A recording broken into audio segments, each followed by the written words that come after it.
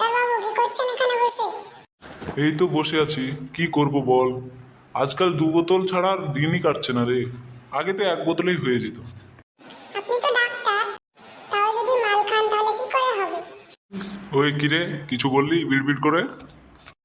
কই কই, না তো। আরে সর্বনাশ, বাবা আবার এখানে কি করছে? কিরে চোদন, তুই মদ খাওয়ার দোকানে কি করছিস? না মানে বাবা, মানে না, না মানে আমি এখানে মানে কি মানে বলছিস? এখানে আমি ঘুরতে এসেছিলাম বাবা, কিন্তু তুমি এখানে কি করছো? এই রে, এবার কি বলি? কই কিছু বলছো না যে বাবা, মুখ বন্ধ হয়ে গেল কেন? কাউকে আর কিছু বলতে হবে না, আমি বলছি শুনুন তবে। আপনার ছেলেও তো বোতল কিনতে এসেছে, আর আপনার মুখের দিকে তাকিয়ে আমি যা বুঝতে পারছি আপনিও তো বোতলই কিনতে এসেছেন। কি রে ছোটন, তুই কি আমার মতন হয়ে গেছিস বাপ? হ্যাঁ বাবা, তুমি যে মাল খাওয়ার পর বোতলগুলো ডাস্টবিনে ফেলে আসতে, ওই ডাস্টবিনে আমি গিয়ে এক ঠোক দু ঠোক করে খেতে খেতে আমার নেশা লেগে গিয়েছে বাবা।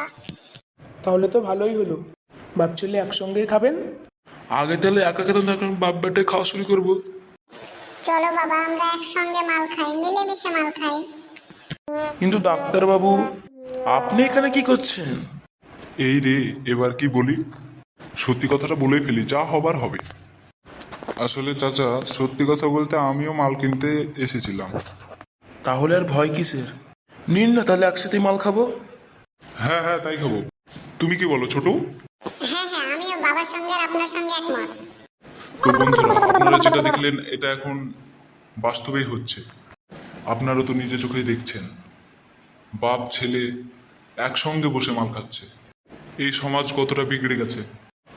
আমাদের ভিডিও এই পর্যন্তই শেষ। আর হ্যাঁ, নতুন নতুন ভিডিও পেতে চ্যানেলটিকে সাবস্ক্রাইব এবং লাইক শেয়ার কমেন্ট করে আপনারা আমাদের চ্যানেলটিকে আরো ভালো করুন।